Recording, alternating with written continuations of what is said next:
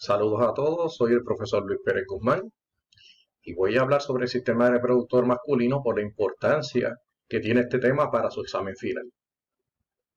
La importancia del sistema reproductor masculino es porque él es clave en la supervivencia de nosotros como especie, así como de todas las especies que existen, ¿verdad? Siempre y cuando tomemos en consideración aquellas especies cuya reproducción es sexual. Y es importante saber que necesitamos sistemas reproductor masculino y femenino para que las especies con reproducción sexual puedan garantizar su supervivencia. Por lo tanto, el sistema reproductor masculino está formado por órganos cuyas funciones son producir, transferir e introducir el esperma maduro en el tracto reproductor femenino, donde se produce la fertilización, que no es otra cosa que la unión de las células reproductivas masculina y femenina para formar un cigoto que ya en pasos eventuales que ya en ese momento se considera el producto de la fecundación o fertilización, eventualmente va a sufrir modificaciones, va a aumentar en número de células, se va a ir diferenciando en diferentes tipos de células y va a formar lo que conocemos como embrión. Los testículos están formados por varios lóbulos que a su vez están formados por conductos seminíferos y por células intersticiales o células de Leydig. En las células de Leydig es donde se produce la testosterona a nivel del testículo. Están separados por septos, esos lóbulos están separados por septos que son estructuras que cumplen la función de pared, trabajan como pared, y están envueltos por una cápsula fibrosa llamada la túnica albuginea. Los conductos seminíferos de los testículos se abren hacia un plexo denominado rete testis o red testicular, del cual drenan una serie de conductos eferentes que emergen de la parte más alta del órgano y entran en la cabeza del epidídimo. En resumen, esa red testicular o red de testis es un paso intermedio. ¿Para qué? Para que el líquido secretado en los testículos, que va eventualmente a llamarse semen, va a transferirse desde los conductos seminíferos hasta los conductos eferentes hasta llegar al epidídimo. Una vez llega al epidídimo, ¿verdad? Ya saliendo del área de los testículos, pues va a pasar por otras estructuras como los conductos eyaculadores que van a drenar a la uretra y de ahí pues será expulsado del cuerpo. Los testículos están localizados en el escroto, un testículo a cada lado de uno de los compartimentos. Es decir, en cada uno de esos compartimentos escrotales va a existir uno de los testículos.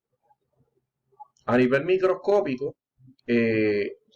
vamos a hablar de esas estructuras que son responsables de realizar las funciones principales del testículo.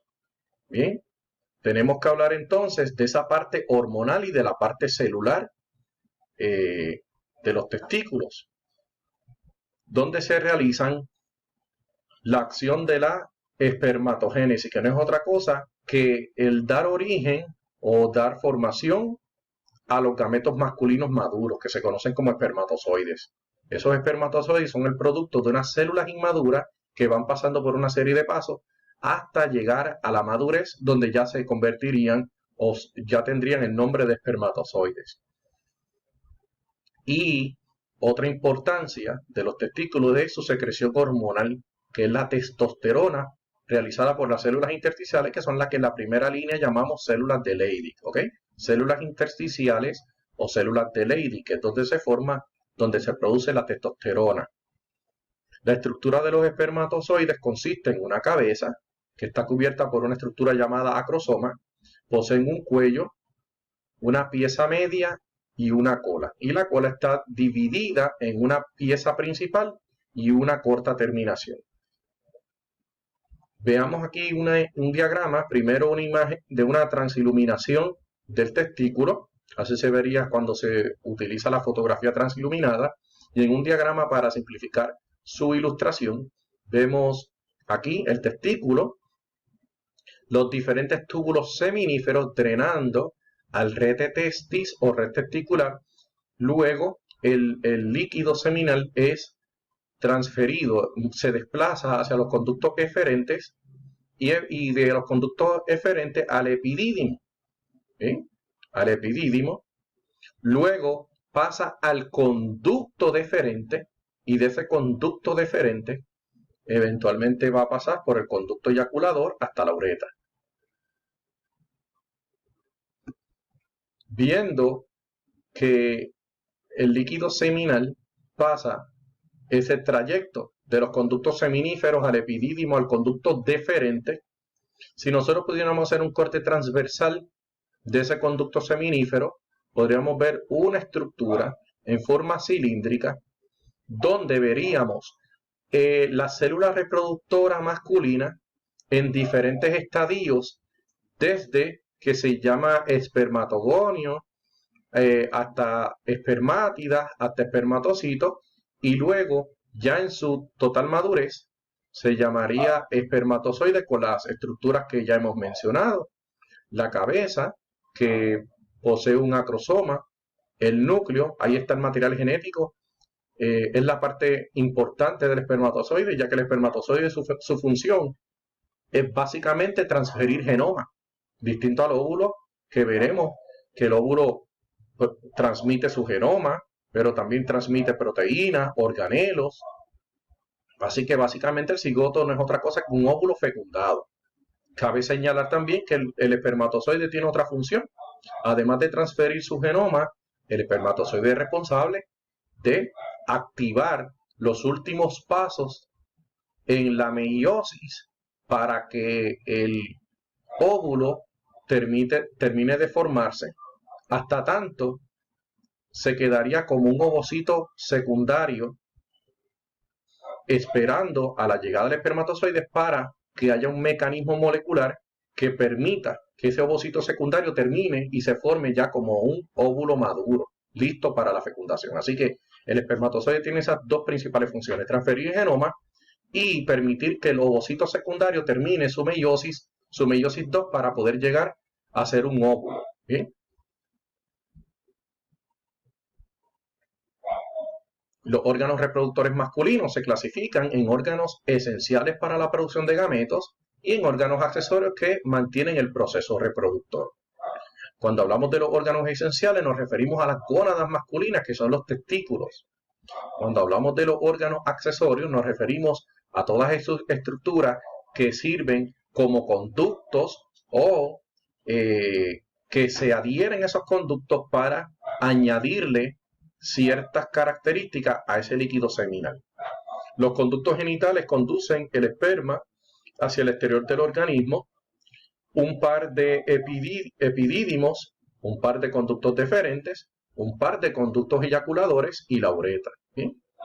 Tenemos unas glándulas accesorias que son las que van a añadirle características a ese líquido, características químicas. Por ejemplo, las glándulas accesorias producen secreciones que nutren, transportan y maduran el esperma. Entre ellas está unas vesículas seminales, la próstata y las glándulas bulbouretrales. Ellas van a hacer modificaciones en cuanto al contenido químico, en cuanto al contenido acuoso y cuán alcalina o cuán ácido va a ser ese líquido seminal. Y las estructuras de soporte, entre ellas el escroto, el pene y los cordones espermáticos. Esa área anatómica delimitada entre las piernas y por detrás del genital se conoce como perineo. El perineo es tanto en el género masculino como en el femenino. Hablando en el caso masculino, en los varones es el área con una forma que recuerda a un diamante situada entre los muslos. Se extiende anteriormente desde la sínfisis del pubis. Recuerden que el pubis es una de las tres estructuras que forma el hueso coxal. De hecho, en la parte anteromedial, y el pubis del coxal derecho y el pubis del coxal izquierdo se unen, y esa articulación que se forma entre ellos se llama sínfisis. Es un tipo de articulación. Entonces, detrás de esa sínfisis del pubis hasta llegar al coxis, que sabemos que es la última vértebra, entre esos dos puntos y los muslos se encuentra el perineo. El límite lateral es la tuberosidad isquiática de cada lado, que es la marca que deja el isquion, que es otra parte del hueso coxal, que queda hacia cada lado, hacia los lados, queda antes del inicio de cada pierna. ¿Eh? Recordemos que el hueso coxal tiene tres grandes regiones. Tiene isquion, que es esa que estamos usando de referencia, ilion, que es la que queda encima, que es la cresta ilíaca, que entra en contacto con nuestro cinturón. Cuando nos colocamos el cinturón para el pantalón, esa área que toca hacia los lados se llama el ilion, o específicamente la cresta ilíaca, y el pubis, que es anteromedial. Ese perineo está dividido en dos triángulos, ¿sí? Habíamos dicho que es un diamante, pero ese diamante pues está formado por un triángulo urogenital, que es anterior, y un triángulo anal, que es posterior. Bien, veamos aquí un corte sagital, donde se puede ver, aquí vemos la vejiga urinaria. Nosotros podemos ver aquí la sínfisis del pubis, que es esa parte anterior del hueso coxal. La sínfisis del pubis es la unión de los dos pubis, del pubis de un coxal y el pubis del otro coxal. Bien, aquí vemos parte, nosotros aquí vemos parte del recto, aquí vemos vesícula seminal, aquí vemos la próstata, entre medio de la próstata parte de la uretra, que llega acá. Aquí vemos el pene con los testículos, y nosotros vamos a ver que la uretra es una parte común. La uretra es una parte común de los tractos reproductivo y urinario en el hombre. Si la persona está acostada con las piernas hacia arriba en posición de decúbito supino, pero con las piernas elevadas, nosotros podemos ver y podríamos ilustrar que el perineo es el área formada como un diamante, donde la parte anterior es el triángulo urogenital y la parte posterior es el triángulo anal.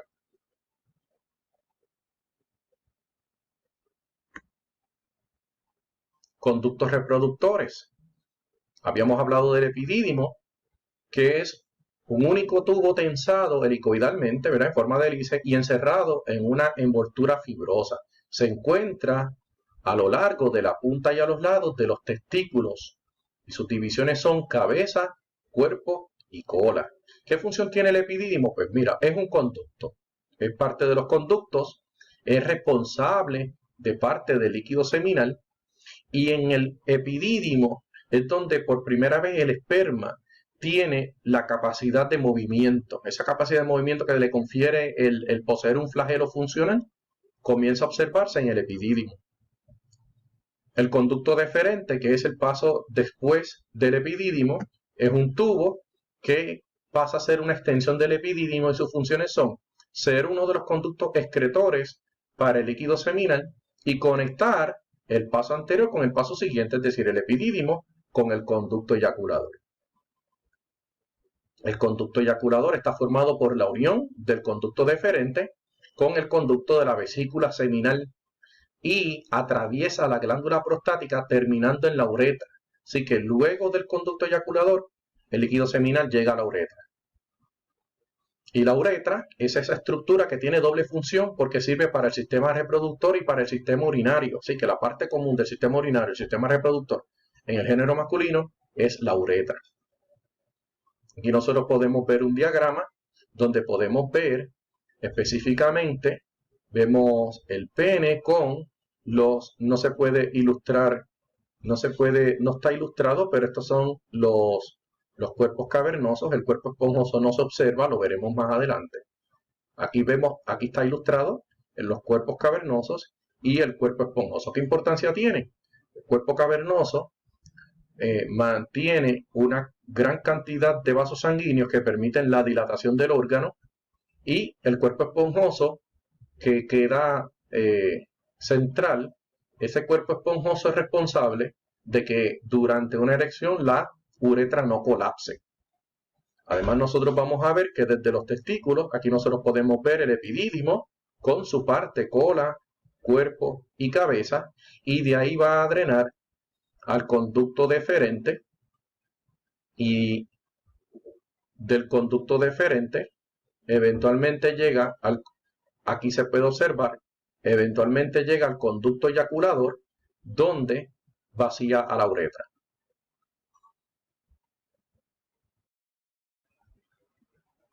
También podemos apreciar que cuando el líquido seminal pasa por el conducto deferente y llega al R conducto eyaculador, también nosotros podemos apreciar aquí la vesícula seminal, donde se forma gran parte del componente de ese líquido seminal. Ahí va a haber una gran cantidad del líquido seminal, una gran cantidad de nutrientes, y luego va a pasar a la uretra, donde va a pasar hacia la uretra, atravesando la glándula prostática. En la glándula prostática va a haber modificaciones a ese líquido seminal, específicamente otorgándole acidez,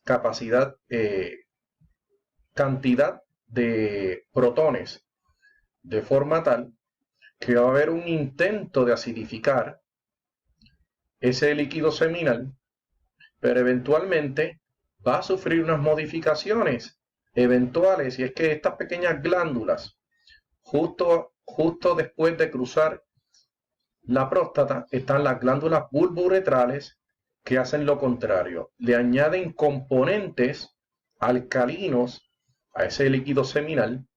Así que hay tanto la vesícula seminal como la próstata y las glándulas bulbouretrales van a jugar un papel en cuanto a la proporción de los compuestos químicos que posee ese líquido seminal.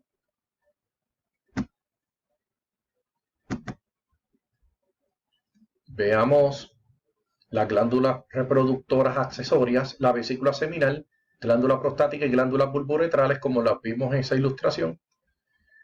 Las vesículas seminales son sacos con circunvoluciones. Esas circunvoluciones quiere decir a modo de giros, de surcos, que es esta estructura que vemos aquí rugosa, ¿bien? Esa estructura rugosa, eso es lo que se refiere a las circunvoluciones en la parte posterior de la vejiga. Su función es secretar la parte viscosa, la parte que le añade, que hace que sea espesa y rica en nutrientes del líquido seminal.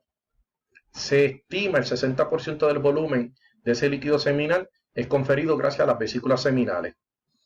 La glándula prostática, que tiene forma de donut o rosquilla, va a rodeando la uretra, rodea la uretra justo por debajo de la vejiga y va a aportar una secreción ligeramente ácida, acuosa y de aspecto lechoso al líquido seminal, contribuyendo un 30% de la composición del mismo. Y por último, las glándulas bulbouretrales, que son esas últimas que observamos aquí.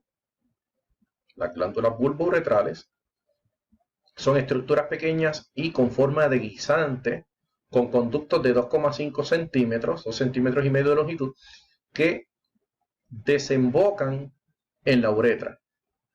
Están por debajo de la glándula prostática y secretan un líquido alcalino, así que le añade alcalinidad al semen.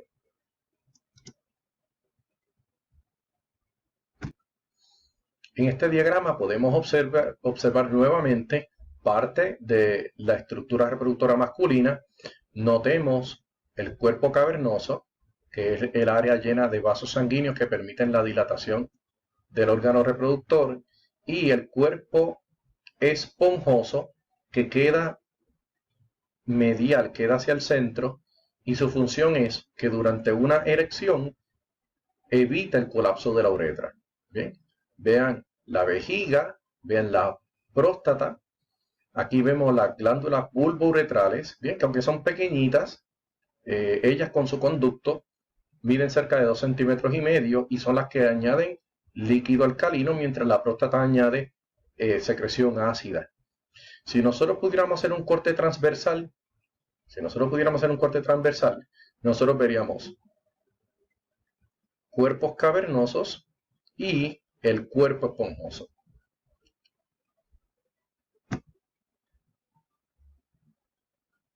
Composición y curso del líquido seminal. Está compuesto por secreciones de los testículos, epidídimos, vesículas seminales, próstata y glándulas bulbouretrales, sabiendo que todo esto es un gran trayecto con glándulas accesorias que van añadiéndole propiedades a ese líquido. Cada mililitro contiene millones de espermatozoides y pasa desde los testículos a través del epidídimo, el conducto deferente, el conducto eyaculador y la uretra.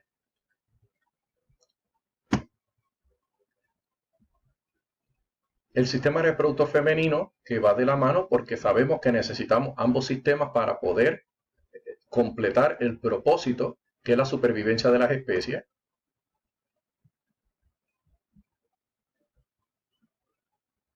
La función del sistema reproductor femenino es la procreación, ¿verdad? El procrear, que además se asegura la continuidad del código genético. Ese acervo genético, toda la genética de un individuo, pues se permite que se mantenga gracias a la función del sistema reproductor femenino. Produce óvulos, que son los gametos femeninos, que se unen al gameto masculino para formar la primera célula de la descendencia, que hasta ese nivel se va a llamar cigoto, que es el producto de la fertilización. Pero no solamente formar células reproductivas, sino nutrir y proteger a la descendencia durante varios años después de la concepción, ya que el sistema reproductor femenino no únicamente se basa en esa parte inferior del útero y ovario en adelante, sino que las glándulas mamarias son parte del sistema reproductor femenino.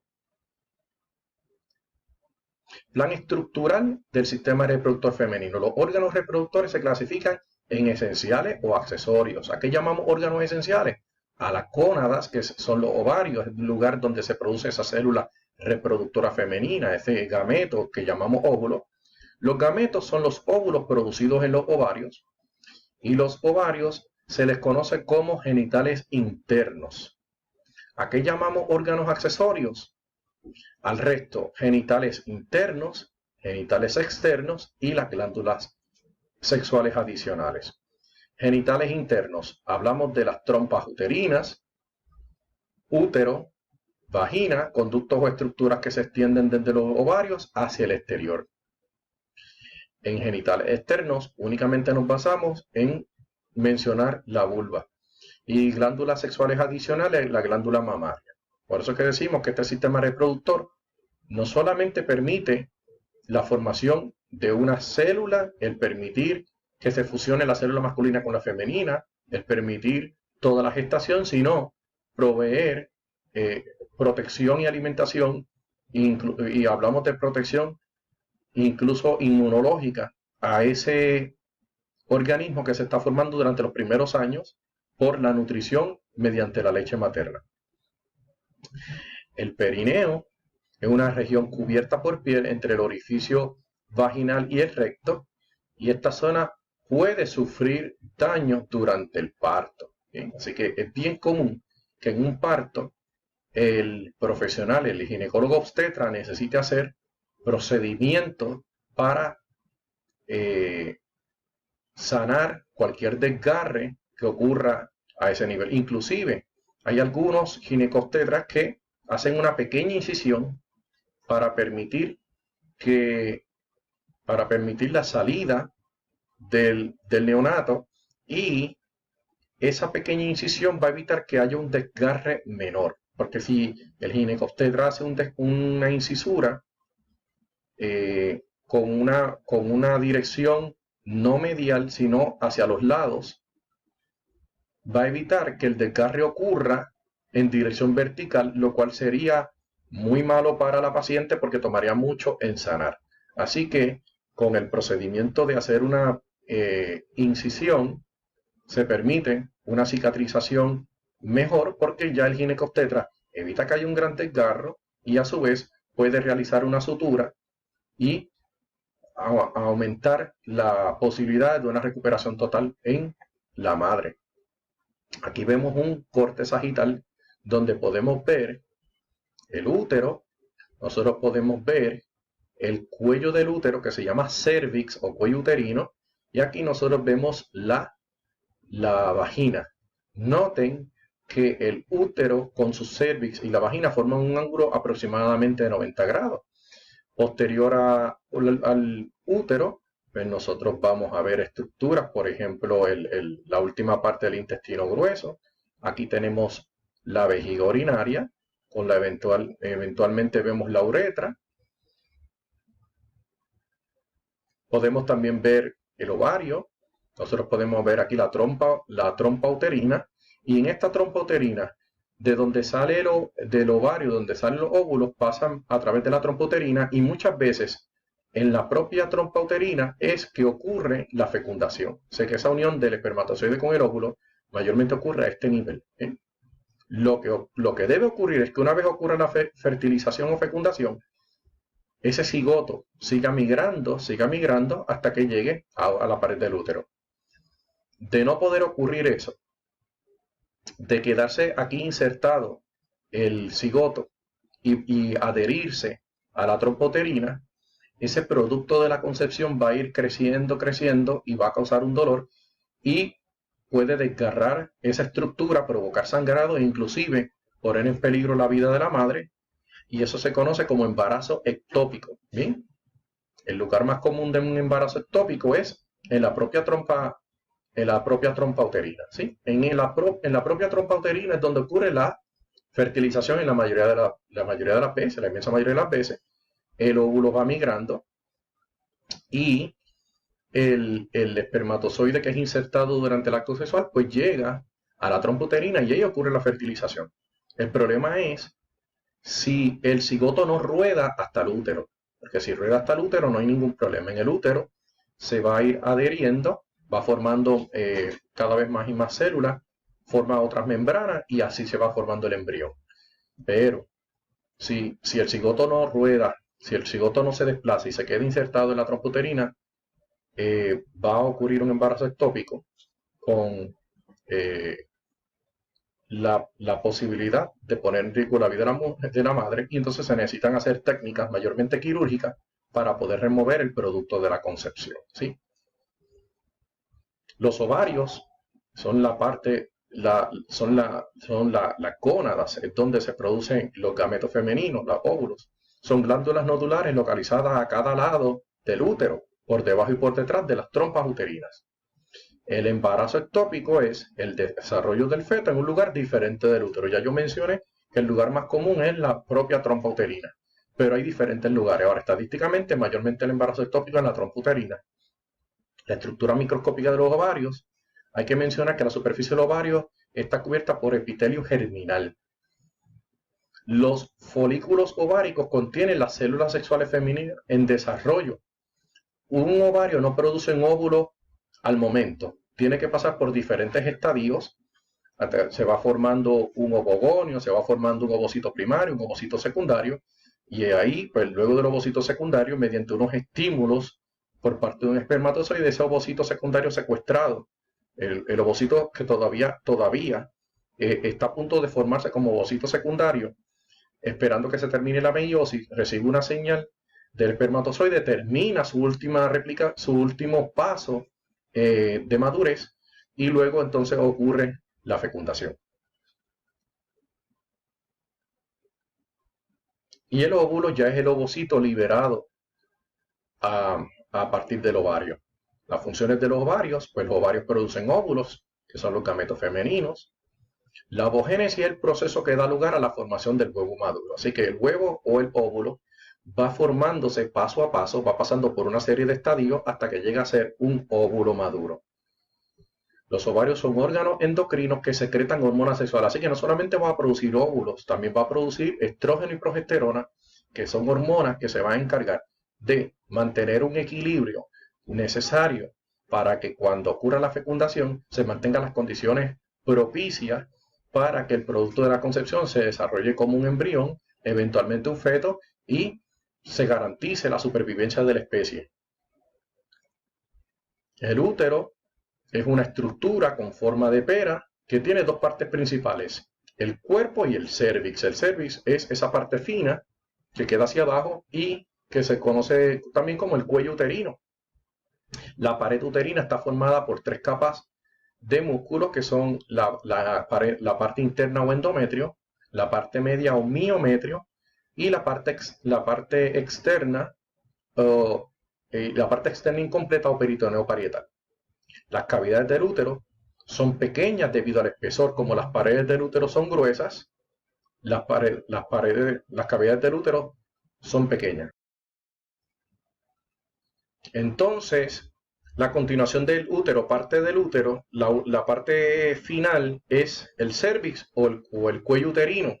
El cuello uterino va a tener dos orificios. El orificio que comunica propiamente con el cuerpo del útero se va a llamar orificio cervical interno, y el orificio que comunica inferiormente con la vagina se llama orificio cervical externo. Así que tenemos un orificio cervical interno que va a comunicar el cérvix con la parte superior, con la parte del cuerpo uterino, la cavidad uterina, y el orificio cervical externo que se abre hacia la vagina.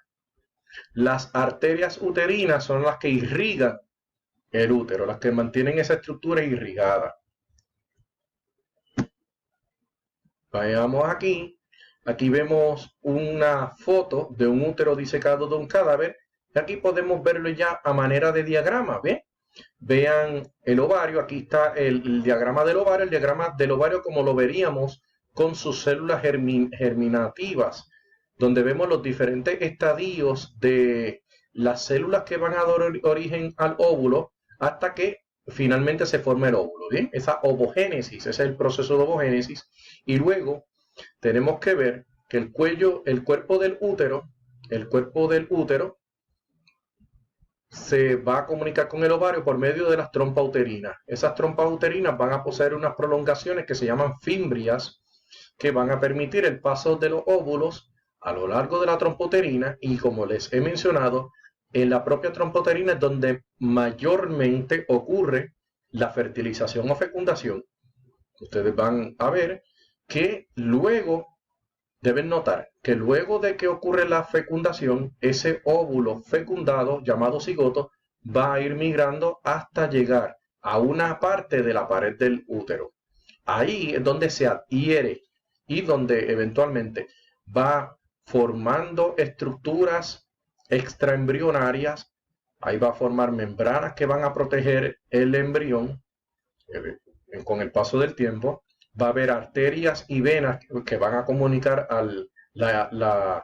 los nutrientes presentes, los nutrientes y anticuerpos presentes en la sangre materna, para que pasen a el feto, sabiendo que la sangre materna y la sangre del feto no se mezclan, pero sí las sustancias que hay en la madre pueden pasar al feto por medio de la placenta, que es una de esas estructuras extraembrionarias que se van formando. ¿Bien?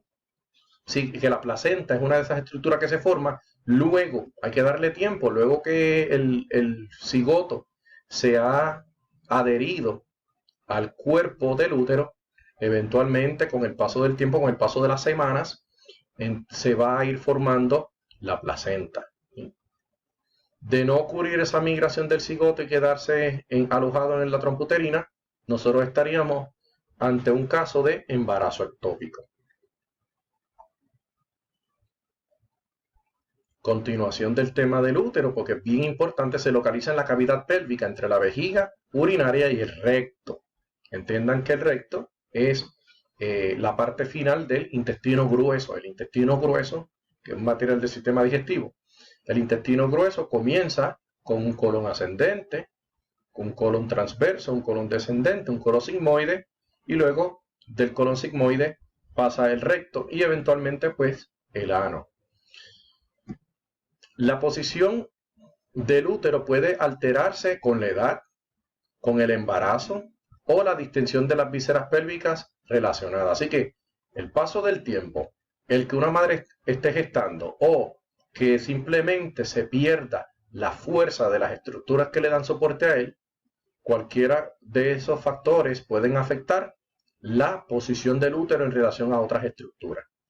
Entre el nacimiento y la pubertad, el útero desciende desde el abdomen inferior hasta la pelvis verdadera, y el útero comienza a disminuir de tamaño en la menopausia.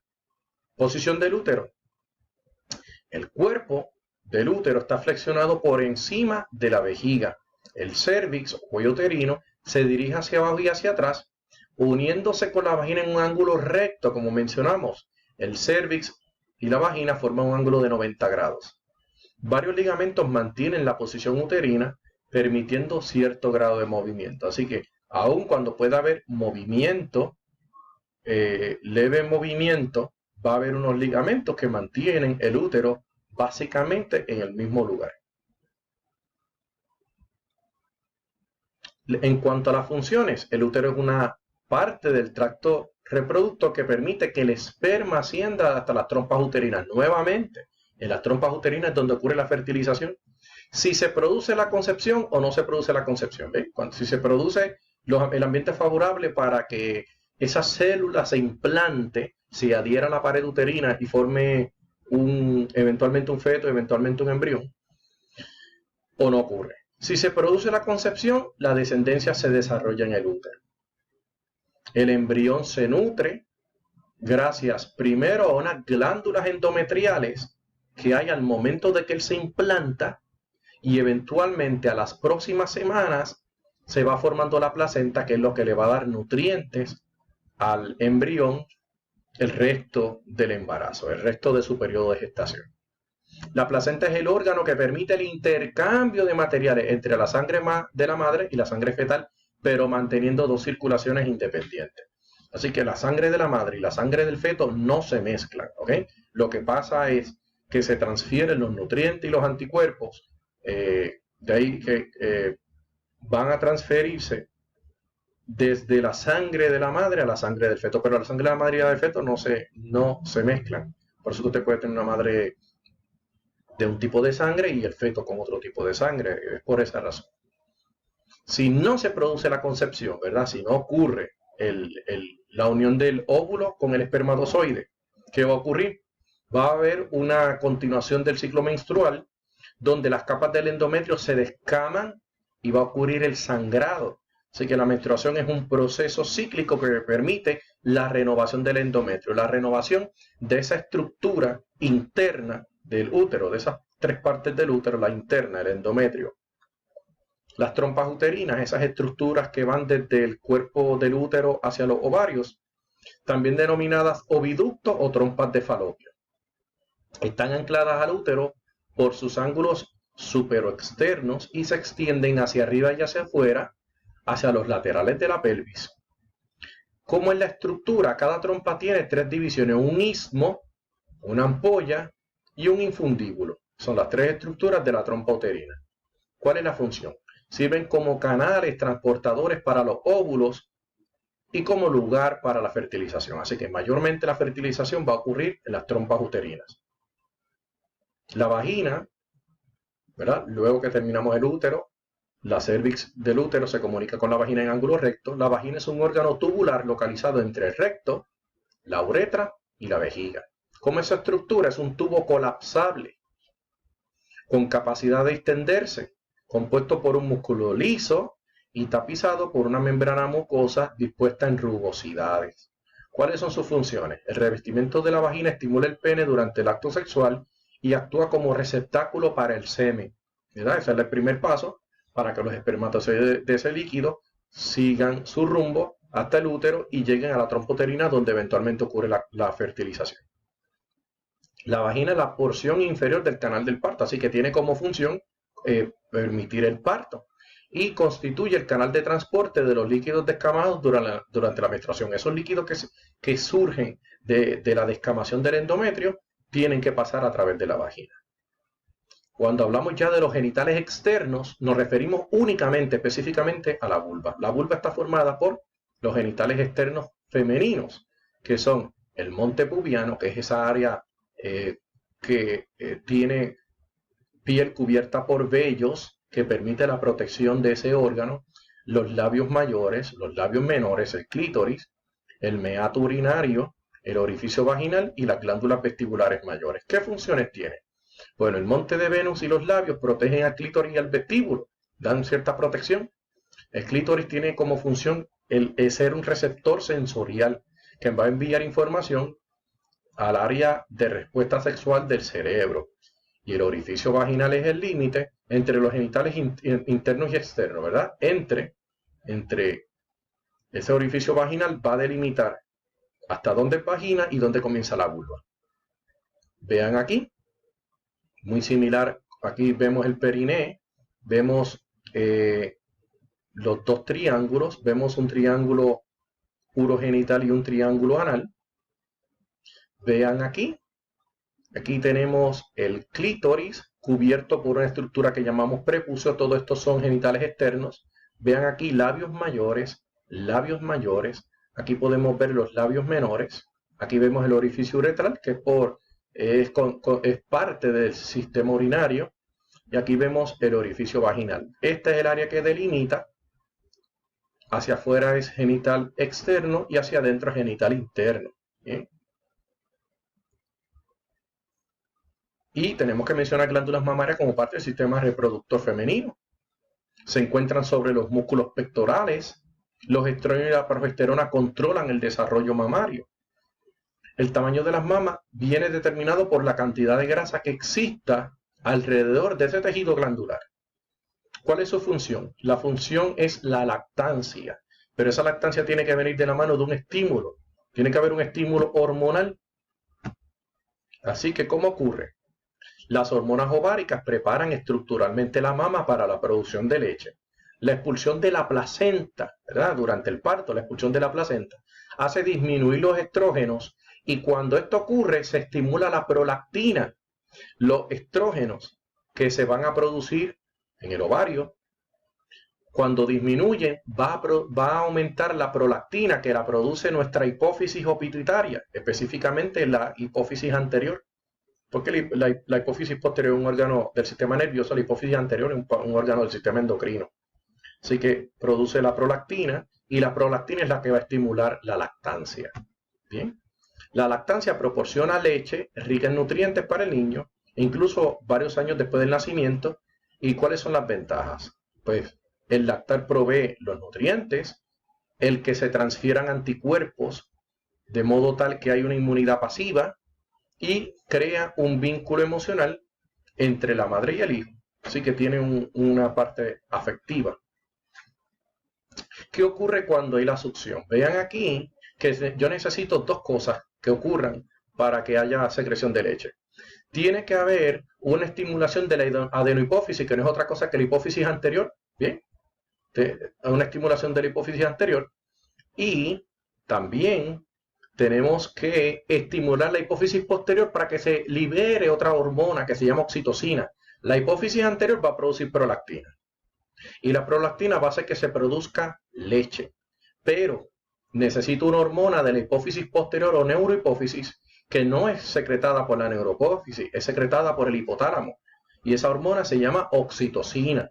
Esa oxitocina va a estimular el que se eyecte, el que se contraigan los conductillos para que la leche salga. La mama produce leche gracias a la prolactina de la hipófisis anterior. Sin embargo, tenemos que decir que quien hace que salga, quien es responsable de la eyección, es la oxitocina por la hipófisis posterior. ¿Bien? Entonces,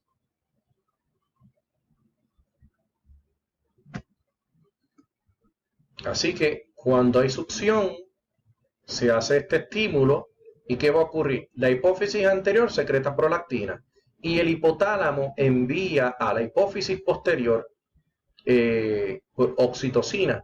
Mientras la prolactina estimula la producción de leche, la oxitocina produzca el que salga la leche.